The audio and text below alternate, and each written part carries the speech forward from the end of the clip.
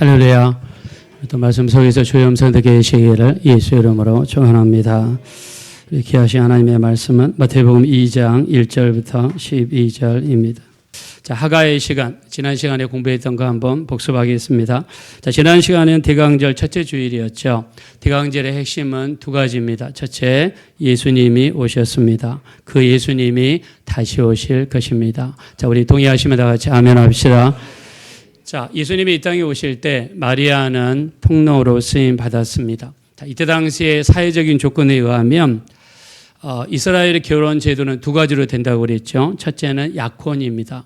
자, 약혼은 법적인 구속력이 있어서 실제 부부로 간주되었습니다. 자, 그래서 약혼남 외에 다른 남자의 아이를 베게 되면 도래에 맞아서 죽게 되고 사회적인 사형을 받게 되는 것이죠. 자, 이때 마리아의 나이가 12살에서 13살로 알려져 있습니다. 자, 마리아에게 이 하나님의 섭리가 임했을 때 마리아는 목숨을 건 순종을 했어야만 했습니다. 자, 하나님께서 우리에게 요구하시는 순종은 때로는 가벼운 순종도 있지만 때로는 생명을 걸어야 되는 그런 순종이 있죠. 일제시대 때 예수 믿으면 죽인다. 또 6.25 때 공산군들이 예수 믿으면 죽인다라고 했을 때 우리는 목숨을 걸고 주님께 순종한다면 우리 예수님을 시인할 수밖에 없었죠. 자, 그래서 지난주는 대강절 첫 번째 시간이었습니다. 초대교회 때는요, 대강절, 성탄절 전 4주를 이야기합니다. 대강절이 되면 금식 기도를 하거나 성경 말씀을 읽습니다. 또 새벽 기도를 하거나 철학 기도를 했다고 합니다. 그리고 가장 중요하게 생각했던 게 여분의 것으로 가난한 사람들을 찾아다니면서 그들에게 나눔을 실천했다고 그래요. 우리 교회에도 몇 년 전까지만 해도 성탄절이 되면 이 주변의 고아원이나 양로원 같은 데 찾아가가지고 이렇게 물질을 전달하고 했습니다. 그래서 우리가 교회적으로 하지 않더라도 여러분 개인적으로 주변에 있는 사람들을 돌아보고 나눌 수 있으면 참 좋겠습니다. 자, 미국의 조상들이었던 청교도 사람들, 자, 이 사람들은 가족 위주로 대강절을 보냈습니다. 특히 매일마다 말씀을 읽고 그 다음에 말씀을 해석하고 시편을 가지고 또 찬양하고 기도하고 자, 이렇게 하면서 대강절을 보냈죠. 대강절을 보내는 청교도 사람들이 가장 중요한 것은 절제입니다. 술과 담배와 가서는 안 될 곳을 철저히 구분해서 절제된 삶을 살았다고 합니다. 자, 모이기를 힘썼고요. 모여서 같이 합심으로 기도하며 금식하며 보냈다고 합니다. 자, 이 청교도들에게서 가장 중요한 것은 깨어있는 신앙입니다. 예수님이 언제 오실지 우리가 알 수 없으나 깨어있자라는 그런 마음으로 대강절을 보냈다고 합니다.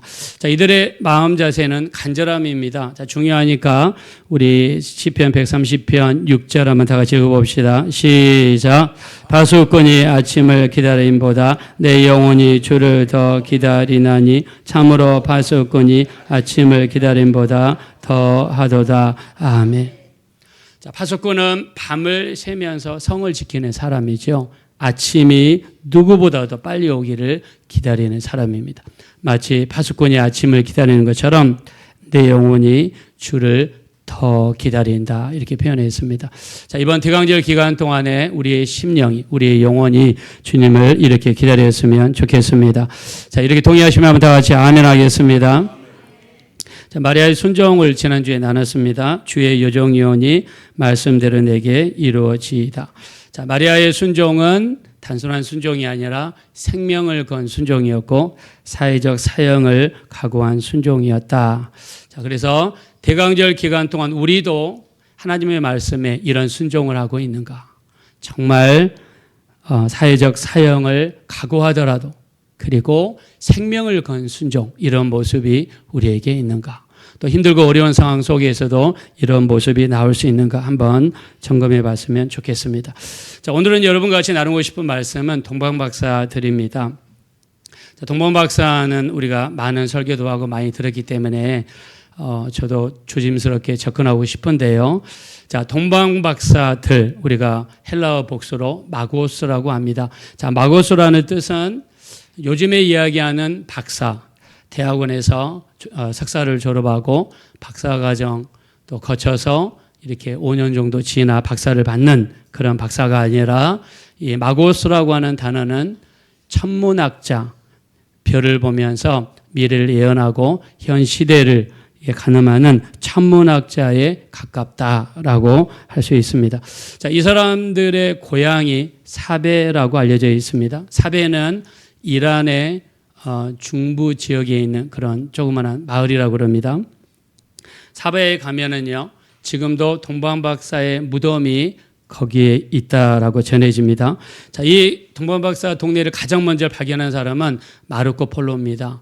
이 사람은 13세기에 아시아를 여행하면서 자기가 보고 들었던 것을 쓴 책이 동방견문록이죠. 자, 여기에 보면 페르시아 사베에 대한 내용이 나오고 동방박사의 무덤 이야기가 여기에 나옵니다. 자, 그래서 이 동방박사들의 고향이 이란에 있는 사베 지역이다. 자, 여기서 동방박사들이 예수님을 경배하기 위해서 그 먼 길을 왔다는 거죠. 자, 그러면 우리 지금 같으면 뭐 카톡이 발전하고 전화기가 발전해서 얼마든지 정보를 빨리 교환할 수 있죠. 자, 근데 이 먼 이란에서 예루살렘까지 어떻게 예수님이 태어나는 것을 알았으며 또 별만 보고 어떻게 올 수가 있었는가 좀 신기하죠. 자, 그때 당시 상황을 한번 말씀을 드려보겠습니다. 자, 우리가 살고 있는 지구는요, 태양계라고 합니다. 여기에는 태양을 중심으로 8개의 행성이 돌고 있어요. 수금, 지화, 목토, 천해, 명. 근데 명왕성은 크기가 작고 중력이 작아서 9개 행성에서 제거되어 있습니다. 자, 여기 사진을 보시면 가운데 있는 행성, 앞에 있는 게 목성이고 뒤에 있는 게 토성입니다. 목성을 영어로 주피터라고 그러는데 우리나라 말로 하면 제우스입니다. 자, 그리스 로마 신화에서 가장 센 신이 누구냐? 제우스 신입니다. 그 제우스를 상징하는 행성이 앞에 있는 목성이고요. 뒤에 있는 토성.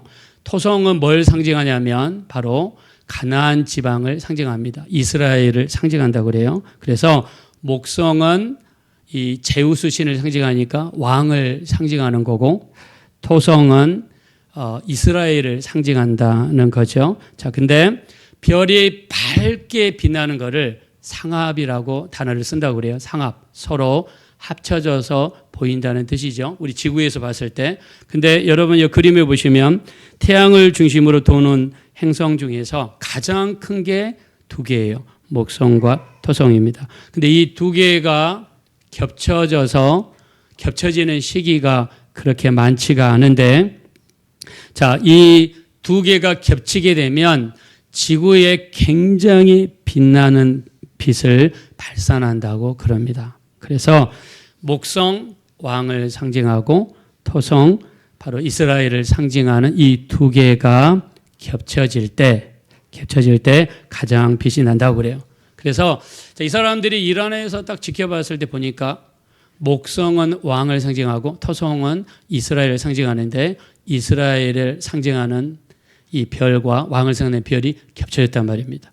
자, 근데 더 중요한 거는 여기 앞에 여러분 화면을 보시면 이 자리가 물고기 자리예요. 자, 물고기 자리는 우리 물고기를 헬라어로 익두스라고 그러죠. 이예수스, 크리스토스, 테오스, 휘오스, 소테르 거기에 뜻이 있습니다. 예수님은 그리스도시요 하나님의 아들이시요 구세주이십니다. 이런 뜻을 가지고 있는데 물고기 자리는 구세주를 상징하는 거예요. 자, 목성과 토성이 서로 만나기도 어려운데 그 만나는 장소가 물고기 자리에서 만나는 거는 예수님 이후에 딱 2번 있었습니다. 여기 화면에 보시면 제일 밑에 BC 7년 그리고 AD 967년입니다. 그리고 지금까지 한 번도 이 일이 일어나지 않았어요. 목성과 토성이 만나고 그것도 물고기 자리에서 만나는 게 이 천문학계에서는 아주 드문 일로 발견이 됩니다. 자, 동방박사들이 이란에서 페르시아에서 딱 보니까 이제 서쪽을 보겠죠. 보니까 목성 왕을 상징하죠. 토성 이스라엘을 상징하죠. 그 다음에 물고기는 구세주를 상징하죠. 세 개가 만나는 일은 천문학계에서 아주 드문 일인데 세 개가 한 자리에서 만난 거예요. 그래서 너무나 이 동방 박사들이 놀랬다는 거예요. 자, 성경에 보면 별에 대한 이야기가 2번 나오는데 실제로 목성과 토성이 물고기 자리에서 만나는 것을 계산을 했습니다. 어떻게 계산하냐면, 자, 요즘에는 과학이 발전해서 플래니테리엄, 우리나라 말로 천체 투영기라고 합니다. 자, 지금 이 천장에 있는 크기가 여기 그림에는 8m입니다. 화면이 8m예요.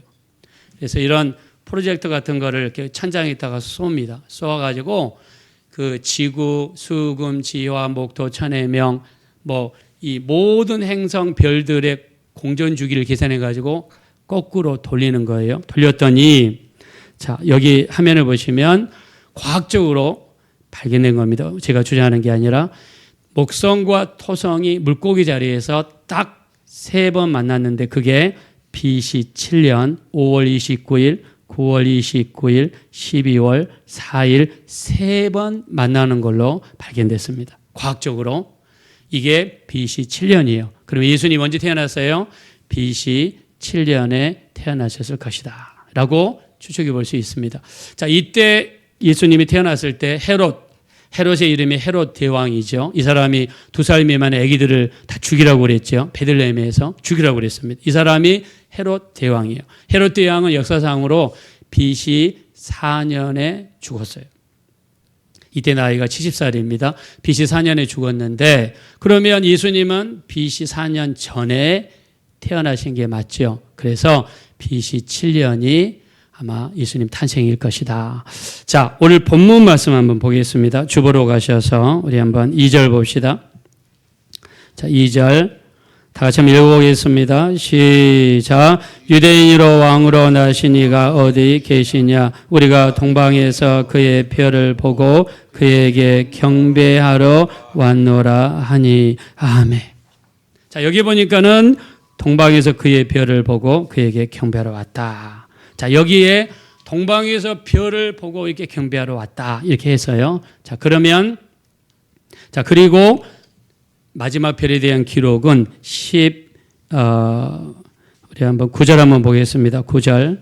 자, 9절 한번 봅시다. 시작. 박사들이 왕의 말을 듣고 갈새 동방에서 보던 그 별이 문득 앞서 인도하여 가다가 여기 있는 곳 위에 머물러서 있는지라. 아멘. 자, 9절이 두 번째 별에 대한 이야기입니다. 즉 2절과 9절 마태복음에서는 동방 박사가 보았던 별을 2번 언급했어요. 9절이 마지막 별입니다.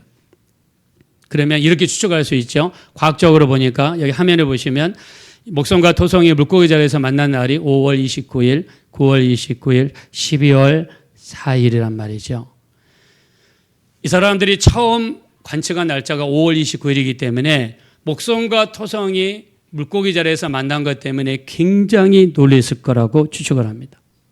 근데 두 번째 9월 29일 날 또 이 일이 발생을 했어요. 그때는 저기 예루살렘에 이스라엘의 구세주가 왕으로 태어난 게 확실하다는 확신을 갖게 되고 이것이 그들로 하여금 예루살렘을 향해서 떠나게 만들었을 것이다 라고 추정을 합니다. 자, 그리고 예수님이 태어난 날짜를 어떻게 우리가 추정하냐면 9월 달이나 10월 달에 태어났을 거라고 추측을 합니다. 자, 9월 달이나 12월 달에 예수님이 태어났을 거 생각해요. 자, 왜 이렇게 추정을 하냐면, 자, 우리 11절 보겠습니다. 11절. 자, 11절 우리 한번 다 같이 한번 읽어보실까요? 시작. 집에 들어가 아기와 그의 어머니 마리아가 함께 있는 것을 보고 엎드려 아기께 경배하고 보배압을 열어 왕건과 유황과 물고 드리니라. 아멘.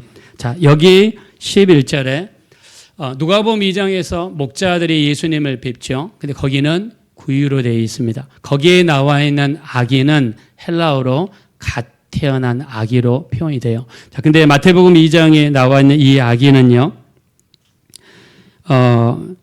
파이디온이라는 단어를 쓰는데요. 누가복음 2장에서 목자들이 처음 배웠던 갓 태어난 아기가 아니라 여기 마태복음 2장 11절 우리가 읽었던 이 말씀은 파이디온이라는 단어를 쓰는데 태어난 지 최소한 몇 달이 지난 아이 이렇게 해석이 됩니다. 그리고 예수님을 만난 장소도 구유가 아니라 집으로 이렇게 나와 있죠. 마태복음 2장 11절에 집으로 나와 있습니다. 자, 그래서 이 2절에 나와 있는 별을 보고 예루살렘에 왔다. 그 별은 벌써 5월 29일 날, 9월 29일 날 봤다는 것이고 9절에 마지막으로 나오는 별은 12월 4일일 가능성이 아주 많을 것이다. 12월 4일은 이때 본 아기는 몇 달이 지난 아기로 추정이 되니까 예수님의 생일을 9월 달로 추정을 합니다. 자, 동방 박사들이 가지고 온 우리 이 선물을 한번 보겠습니다. 선물이 첫째는 무엇입니까? 자, 우리 한번 합시다. 첫째는 무엇입니까? 두 번째는 뭡니까? 크게 말합시다. 자, 세 번째는 무엇입니까? 몰약입니다.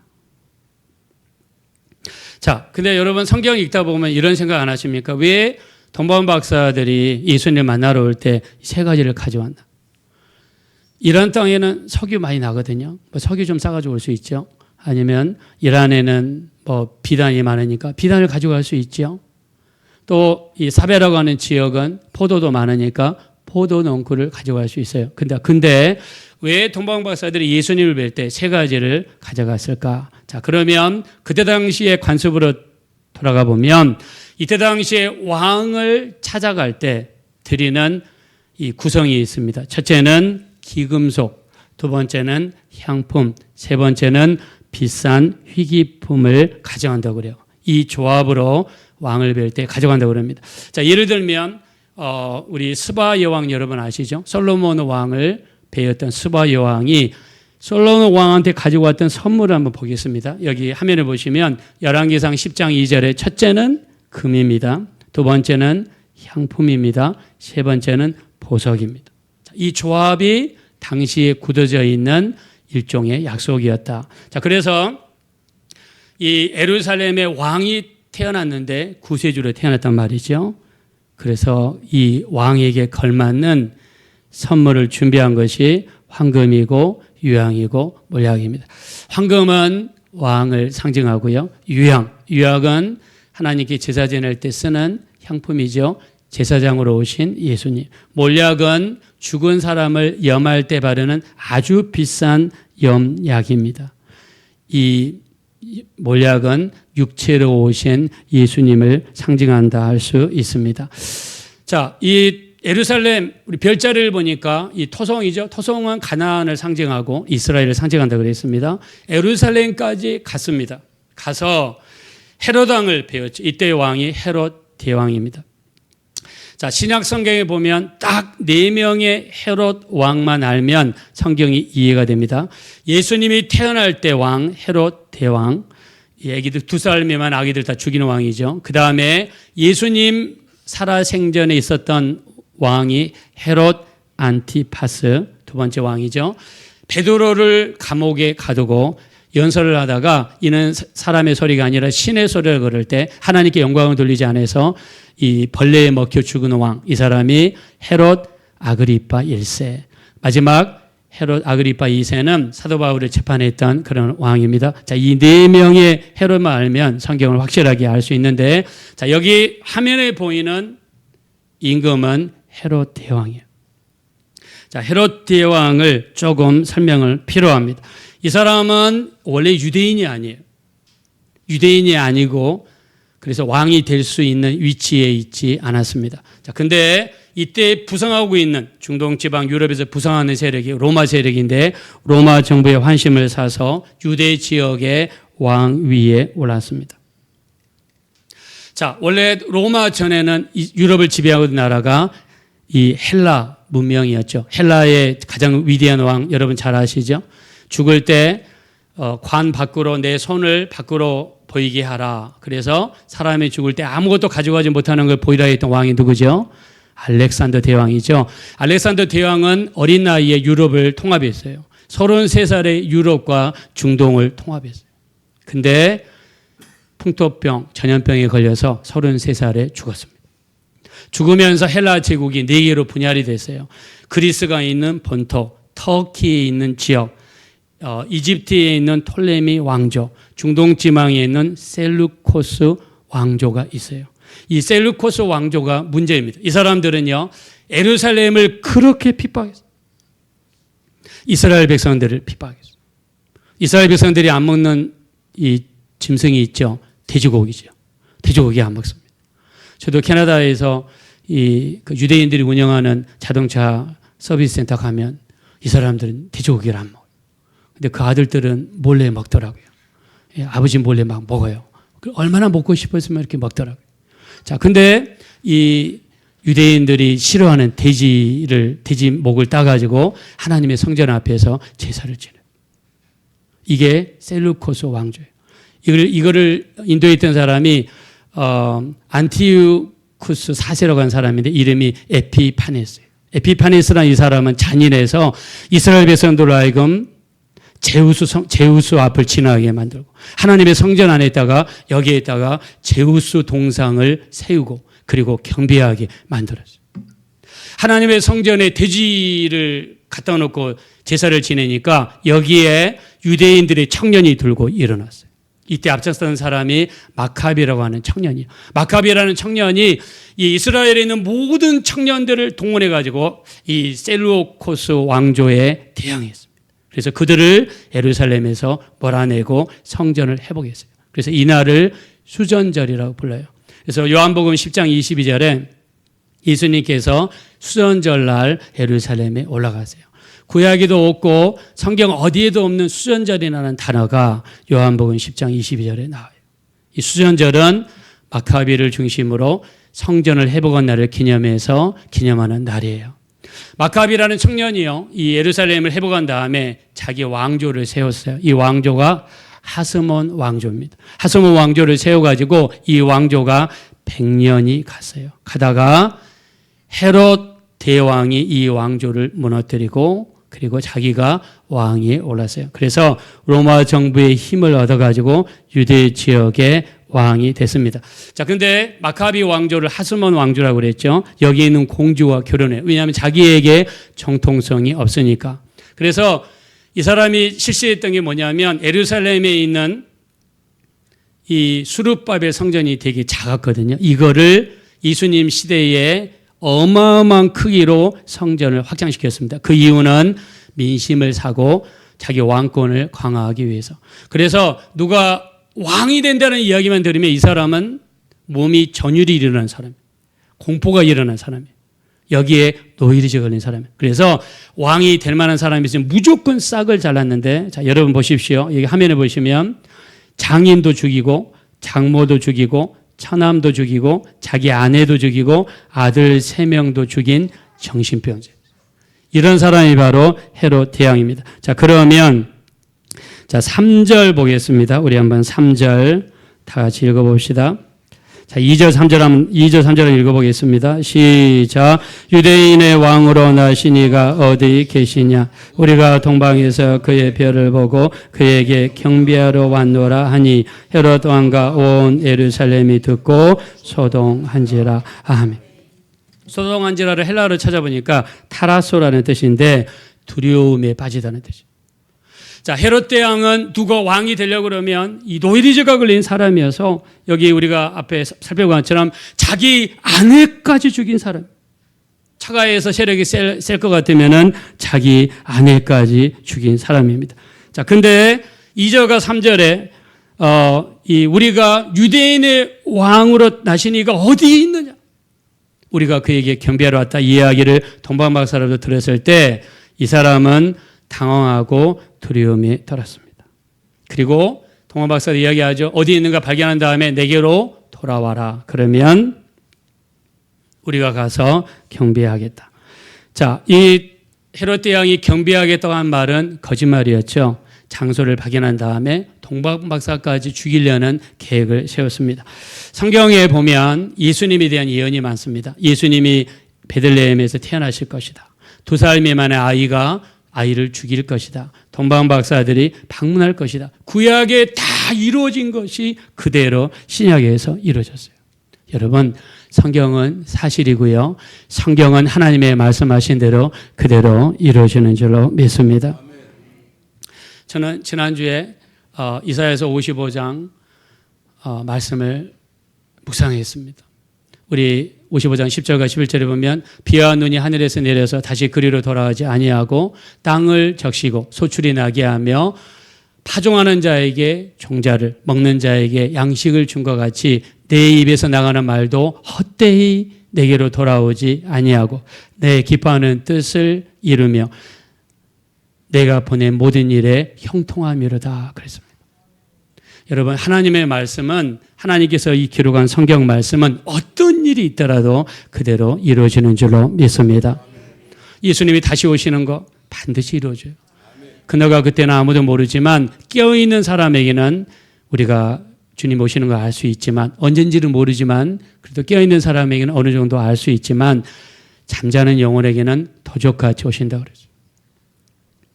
우리 대강절이 무엇입니까? 예수님이 언제 오실지 아무도 몰라요. 우리가 이번에 교회에 많이 모이지 못하면서 우리 모이는 것에 대해서 얼마나 사람들이 희미해졌는지 모릅니다. 약해졌어요. 지금 우리 그런 시대를 살고 있습니다. 우리 민수기 23장 19절 말씀하죠. 하나님은 사람이 아니시니 거짓말하지 아니하시고 인생이 아니시니 후회하심이 없으시도다. 어찌 그 말씀하신 바를 행치 아니하시며 그 하신 말씀을 실행하지 아니하시랴. 우리 신앙은 하나님의 말씀을 붙잡는 것입니다. 그 말씀 붙잡고 기도하셔서 놀라운 응답이 이루어지게 되시기를 예수 이름으로 축원합니다. 헤롯은 이렇게 이야기하죠. 찾거든 내게 고하여 나도 가서 그에게 경배하게 하라. 성탄절이 되면 우리 지난주에 보니까 눈이 많이 왔어요. 눈이 많이 쌓였습니다. 그래서 동남아에서 많은 관광객들이 와서 한국의 눈을 되게 좋아한다고 그러더라고요. 성탄절이 되면 명동으로 또는 잠실로 이렇게 을지로로 많은 사람들이 가죠. 우리는 이 성탄절은 무엇입니까? 외형적인 화려함인가요? 아니죠. 성탄절은 이 땅에 우리를 구원하시고 우리에게 자신의 목숨을 주시기 위해서 피 흘리기 위해서 오신 날이에요. 그래서 우리는 주님의 본질, 진정한 목적을 알고 온전히 경배하는 날이죠. 자, 근데 헤롯은 나도 경배하겠다. 거짓 경배죠. 우리 하나님 앞에 거짓 경배 드릴 수 있죠. 말라기 1장 6절 내 이름을 멸시하는 제사장들아 아들은 아버지를 종은 주인을 존경할진대 내가 아버지인데 나를 존경함이 어디 있느냐 내가 주인일진데 나를 두려워함이 어디 있느냐 내게 더러운 떡을 드리고도 언제 우리가 주의 이름을 더럽게 하였나이까 하는도다. 눈먼 것 병든 것 저는 것을 드리는 것이 어찌 악하지 아니하냐 이것을 너희 총독에게 들어보라 그가 너희를 기뻐하게 했으며 받아주겠느냐. 나를 위해서는 마음껏 씁니다. 우리가 나를 위해서는 더 튼튼하고 좋은 걸 쓰지만 하나님을 위해서는 병든 것, 저는 것, 절룩거리는 것, 더러운 떡을 하나님께 드린다. 하나님께서 이걸 한탄하셨죠. 거짓 경배인 것을 알 수 있습니다. 자, 아까 우리가 말씀 나눴지만 동방 박사들이 집에 들어갔습니다. 예수님을 만난 장소가 구유가 아니라 집이죠. 말 구유가 아니라 집입니다. 여기 나와 있는 아이는요, 파이리온이라고 그래서 어느 정도 성장한 아이이다. 그래서 예수님의 탄생을 9월 달로 이렇게 표현합니다. 동방 박사들이 예수님을 뵀을 때 어떻게 합니까? 자, 우리 한번 아까 11절에 나온 말씀 요약했는데 예수님을 보자 예수님 앞에 엎드렸어요. 아기께 경배했습니다. 보배압을 열어 황금과 유황과 몰약을 예수님께 드렸습니다. 자, 보십시오. 영어로 보면 우리가 동방 박사를 메이자이 이렇게 표현하는 데도 있고 또는 와이즈맨 이렇게 쓰는 데도 있고 또는 three kings라고 쓴 영어 성경이 있어요. three kings. 3명의 왕이에요. 우리가 정확하게 왕인지 아닌지는 모르지만 아무튼 지체가 높은 사람이라는 걸 추측할 수 있어요. 근데 이 사람은 아기 앞에 엎드리고 경배했어요. 절을 했다는 거예요. 여기서 이들의 겸손함을 찾아볼 수 있죠. 이들은 확실히 믿었습니다. 목성은 왕을 상징하고 토성은 이스라엘을 상징하고 물고기 자리는 그리스도를 구세주를 상징한다는 것을 확실히 믿었어요. 이란에 가면 동방박사에 대한 기록이 있습니다. 그 기록에 보면 이들은 사베라는 동네에 와서 예수님을 전하는 사람들이 되었고 거기에 교회를 세우고 하나님을 믿는 공동체를 만들었다고 합니다. 너무 놀랍지 않습니까? 예수님을 이렇게 경배했어요. 자, 이들이 온 거리를 계산해 볼까요? 페르시아에서 베들레헴까지 먼 거리를 왔어요. 저는 성도님들한테 이야기합니다. 우리 교회에는요, 동탄에서 오시는 분도 있고, 저기 일산에서 오시는 분도 있고요. 그 다음에 분당에서 오시는 분들도 계시고, 멀리서 오시는 분들이 계십니다. 동방 박사는 그보다 더 먼 페르시아에서 왔어요. 멀리서 올수록 은혜가 더 많더라. 오늘 여기 정유하고 기쁨이가 이 토론토 유소랑교회 다니는 우리 정유 기쁨이가 왔는데 이 사람들은 오늘 예배 드리기 위해서 토론토에서 비행기 타고 오셨어요. 일이 있어서 물론 오셨겠지만 멀리서 올수록 하나님의 은혜가 큰 줄로 믿습니다. 멀리서 올수록 큰 줄. 자, 멀리서 왔다는 그만큼 정성이 있는 거죠. 내가 정성을 다해서 하나님께 나가는 겁니다. 자, 이들이 드린 경배, 예배 한번 생각해 봅니다. 이들은 예배를 온 힘을 다해서 자기의 모든 자존심, 체면, 염치, 신분 내려놓고 엎드렸습니다. 경배했습니다. 예수님을 진심으로 악의로 보지 않고 이 땅에 오신 왕으로 구세주로 봤습니다. 어떤 분들은 예수님을 랍비로 봅니다. 랍비는 선생이라는 뜻입니다. 예수님을 선생이라고 보면 구원이 없어요. 우리는 예수님을 우리의 구주 하나님의 아들 예수 그리스도로 봐야지 우리에게 구원이 있는 줄로 믿습니다. 아멘. 여러분 오늘 주일 예배를 드리기 위해서 얼마나 준비하셨습니까? 이 동방박사는 페르시아에서부터 황금과 유황과 몰약을 준비했어요. 우리가 교회에 급박해 와서 앉아서 그냥 무조건 써가지고 공을 4개를 붙이냐 5개를 붙이냐 3개를 붙이냐 고민하면서 하기보다는 집에서 미리 준비해서 하나님께 오는 겁니다. 많은 액수가 아니라 아무리 적은 액수라도 마음이 담기고 정성을 담는 거죠. 예배를 기중하게 했더니 하나님께 어떻게 했습니까? 우리 마태복음 2장 12절 우리 앞에 화면 보면서 읽어봅시다. 시작. 그들은 꿈에 헤로데에게로 돌아가지 말라 지시하심을 받아 다른 길로 고국에 자 예루살렘에 돌아가서 헤로드 왕에게 베들레헴에 있읍디다. 거기서 구주를 만났습니다. 하면 동방박사는 헤로데에게 죽고 군인들이 8km밖에 안 되니까 베들레헴에 가서 예수님을 죽일 겁니다. 죽이고 할 겁니다. 동방박사들이 예루살렘에 돌아가는 것은 자살골이에요. 내 꿈에 하나님께서 나타납니다. 헤로데에게로 돌아가지 말라. 다른 길로 곡으로 돌아가라. 하나님 말씀하셨어요. 여러분 예배는 하나님의 지시하심을 받는 시간이고 우리가 가던 길을 돌이켜 다른 길로 가는 시간이고 하나님의 인도하심이 우리에게 임하는 귀한 시간인 줄로 믿습니다. 예배는 하나님의 인도하심의 시간. 내가 가던 길을 돌이키는 시간이에요. 지금 동방박사가 그랬어요. 예수님을 경배하고 길이 달라졌어요. 진심 어린 경배가 있었고 예배가 있었기 때문에 하나님은 그들에게 역사하신 거예요. 이들이 처음부터 예수 믿었나요? 이들이 철학 기도를 했습니까? 이들이 새벽 기도를 했습니까? 그냥 주님을 온전히 경배한 것밖에 없어요. 오늘 우리가 주일 예배를 드리는데 그런 마음으로 여러분 예배하고 있습니다. 내가 정말 예배를 내 목숨보다도 크게 여기고 있습니다. 제가 예수 믿고 나서 저희 어머니가 예수 믿고 또 가족이 예수 믿었습니다. 저희 어머니가 이모를 전도해서 이모가 예수 믿었어요. 근데 이모가 예수 믿고 나서 옛날에 그 전에 그렇게 열심히 절을 다니던 분이 방향이 달라지니까 그렇게 열심히 기도하더라고요.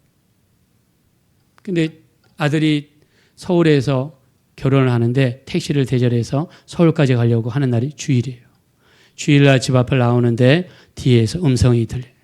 오늘은 나의 날이니 예배를 드리도록 하여라. 그 음성이 들려요. 그래서는 이모부만 보내고 믿지 않는 이모부만 보내고 가족 보내고 교회 갔습니다. 나중에 뒤지게 두들 맞다 그러더라고요. 이모부한테. 저는 주일은 주의 날입니다. 영어로 Lord's Day. 어포스트로피 S는 소유격이죠. 주님의 날이에요. 일요일은 Sunday입니다. 태양신을 섬기는 다신교 태양이 주인 되는 날이 아니에요.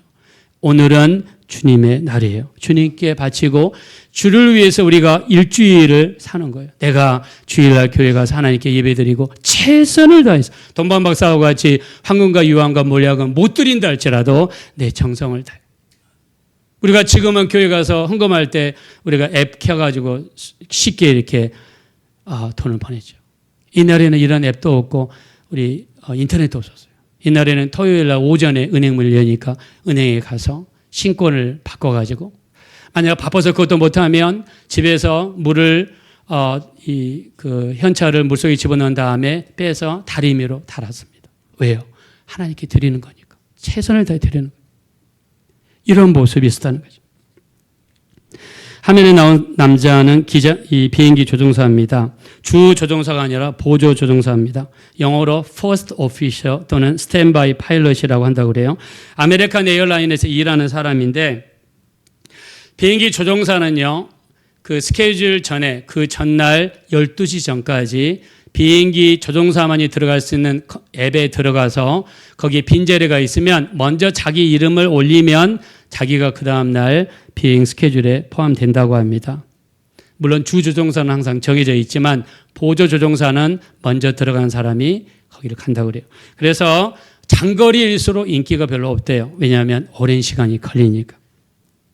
스티브 사이버너는 2001년 9월 10일 날 밤에 아내와 같이 집에서 하나님께 찬양하고 예배하며 말씀을 묵상했습니다. 간절히 기도했습니다.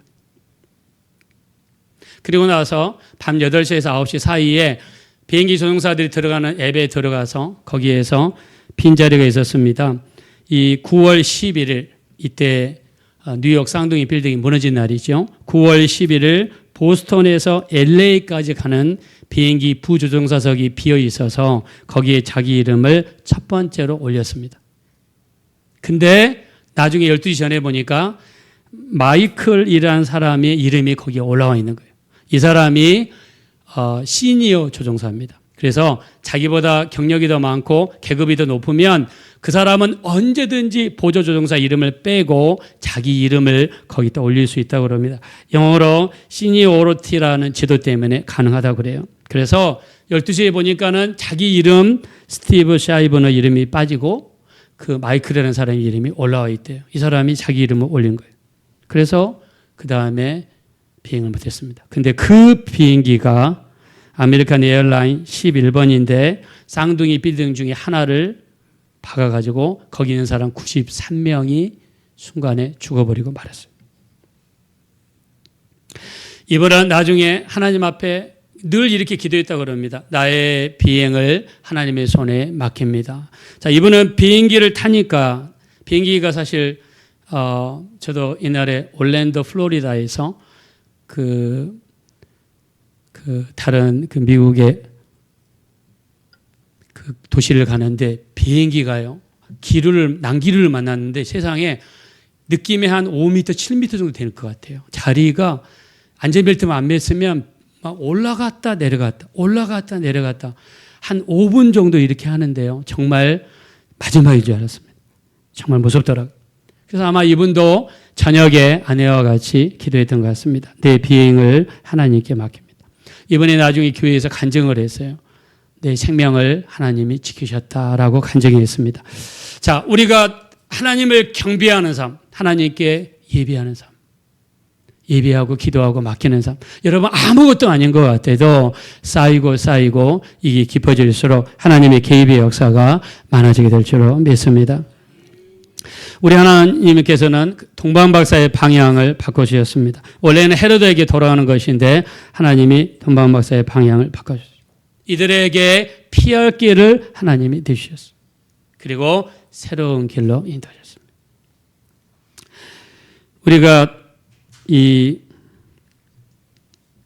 출애굽기 13장 17절에 보면, 자, 여러분 중심으로 왼쪽에 있는 게 애굽입니다. 여기에서 나오게 되죠. 홍해를 건너게 되죠. 자, 원래 이스라엘 백성들이 가기 원했던 동네 어디냐면 여기입니다.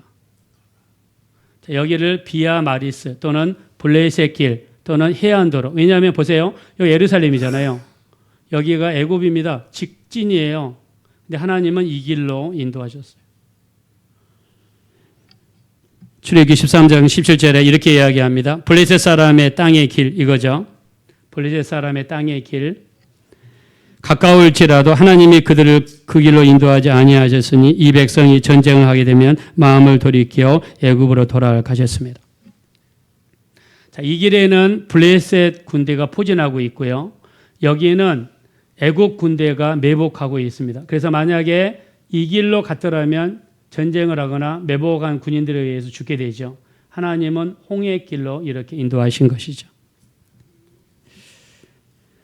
성경에 그런 내용이 많습니다. 이스라엘 백성들이 광야에서 40년 살았을 때, 자, 여기 길은 왕의 대로라고 합니다. King's Highway, 왕의 대로. 자, 여기 보시면 에돔 땅을 지나가면 직진이에요. 근데 하나님은 이렇게 다시 돌리시죠. 왜냐하면 에돔에는 수많은 매복된 강도와 적들이 많았기 때문이죠. 여러분, 우리 가는 길을 우리 하나님이 인도해 주신 줄로 믿습니다. 자, 우리 욥기서 23장 10절 중요하니까 읽어봅시다. 시작. 내가 가는 길을 그가 아시나니 그가 나를 단련하신 후에는 내가 순금같이 되어 나으리. 자, 다시 한번 크게 우리 나에게 내 영혼에게 하는 마음으로 읽읍시다. 시작. 내가 가는 길을 그가 아시나니 그가 나를 단련하신 후에는 내가 순금같이 되어 나오리라. 우리 믿음의 한번 다 같이 크게 아멘 합시다. 여러분의 가는 길 하나님 아신다고 믿습니까? 통범 박사가 온전한 경배, 온전한 예배에 있을 때 하나님께서는 그들의 길을 주장했습니다. 시편 37편 5절 내 길을 여호와께 맡기라. 그를 의지하면 그가 이루신다 그랬습니다. 자, 믿으시면 한번 다 같이 아멘 합시다. 하나님을 의지하면 하나님이 이루십니다. 여러분의 길을 하나님께 맡기는 겁니다. 말씀 속에는요, 예배 속에는 하나님의 말씀을 보내십니다. 우리 시편 107편 20절 다 같이 읽읍시다. 시작. 그가 그의 말씀을 보내어 그들을 고치시고 위험한 지경에서 건지시는. 하나님은 말씀을 보내십니다. 예배를 통해 말씀을 보내십니다. 온전한 경배를 드렸던 돈방 박사에게 말씀을 주셨어요. 다시 돌아가지 말고 다른 길로 가라는 말씀을 주셨습니다. 우리가 주일날 드리는 예배 속 통해서 하나님은 우리 심령 속에 말씀을 주시는 줄로 믿습니다. 자, 그렇게 믿으면 다 같이 아멘 합시다. 자, 황금과 유황 몰약 예수님께 드린 것이지만 예수님은 아기지요. 이거를 관리한 사람이 누구죠? 마리아하고 요셉입니다. 마리아 요셉이 선물로 받은 황금과 유황과 몰약은 그때 당시 기준으로 엄청난 재물이었다고 그래요. 그래서 요셉 집안에 큰 도움이 되는 물질입니다. 예배는요, 하나님께서 우리에게 공급하시고 축복해 주시는 통로가 되시는 줄로 믿습니다. 하나님은 예배를 통해 축복하십니다. 칼빈은 이렇게 이야기했습니다. 이 새 선물을 삼리적 공급이라고 이야기했어요. 하나님, 이 무슨 말이냐면 예배 통해서 우리의 필요한 것들을 채워주신다, 이런 뜻입니다. 자, 마지막 말씀입니다. 빌립보서 4장 19절 우리 한번 크게 읽어보겠습니다. 시작. 나의 하나님이 그리스도 예수 안에서 영광 가운데 그 풍성한 대로 너희 모든 쓸 것을 채우실 거라 믿으면 한번 다 같이 아멘 합시다. 우리 예배를 통해 우리를 축복해 줄 줄로 믿습니다. 하나님께서 우리 모든 것 필요한 것들을 채워주시리라고 믿습니다. 동원 박사 예배는 이런 놀라운 축복을 가져왔습니다. 가장 큰 거는 예수님을 구세주로 만났다는 것이죠. 우리 영혼에 구원받은 것입니다. 여러분의 삶 속에서도 예수님을 더 발견하시고 예수님과 더 깊은 교제가 이번 대강절 기간 동안 이루어지게 되시기를 예수 이름으로 축원합니다. 기도하겠습니다. 우리 기도하실 때 우리 동만 박사처럼 경배하게 하소서, 예배하게 해 주십시오. 동만 박사는 그 먼 거리를 왔습니다. 최선을 다해 하나님께, 주님께 경배했습니다. 물질을 드렸습니다. 그리고 예수님을 믿었습니다. 우리 동만 박사들처럼 우리도 예수님을 경배하기 원합니다. 주님을 섬기기 원합니다. 이제부터 예배하는 자세, 예배하는 모습, 예배하는 모습들이 달라지기 원합니다. 정말 최선을 다해서 예배하기 원합니다. 그 예배 통해서 주시는 하나님의 음성, 예배 통해 채워주시는 하나님의 것들을 우리 삶 속에 이루어질 수 있도록, 또 우리 길을 주장하시고 피할 길을 내주시고 우리 발걸음을 인도해 주시도록, 우리 한번 주여 한번 부른 다음에 우리 합심으로 간절히 크게 기도하겠습니다. 주여, 우리 하나님 진심으로 감사합니다. 우리 하나님, 우리를 불쌍히 여겨주세요. 우리 하나님, 우리를 긍휼히 여겨주세요. 불쌍히 여겨주세요. 우리 하나님, 우리 삶을 맡깁니다. 온전한 예배에 드려지기 원합니다. 최선을 다해 경배하기 원합니다. 하나님께 영광 돌려드릴 수 있는 우리의 삶이 될 수 있도록 우리 하나님 인도해 주십시오. 우리를 불쌍히 여겨주십시오. 그래서 그만 말씀들처럼 경배하고 예배하게 하시고 미리 준비할 수 있는 우리 모두가 되게 도와주시고, 하나님 온전히 찬양하며 영광 돌리는 귀한 예배가 될 수 있도록 우리 하나님 인도해 주십시오. 주의 피를 의지합니다. 우리 하나님 참으로 우리 발걸음을 주장하시니 우리 하나님 인도해 주시고 우리 하나님 도와주세요. 불쌍히 여겨 주시옵소서.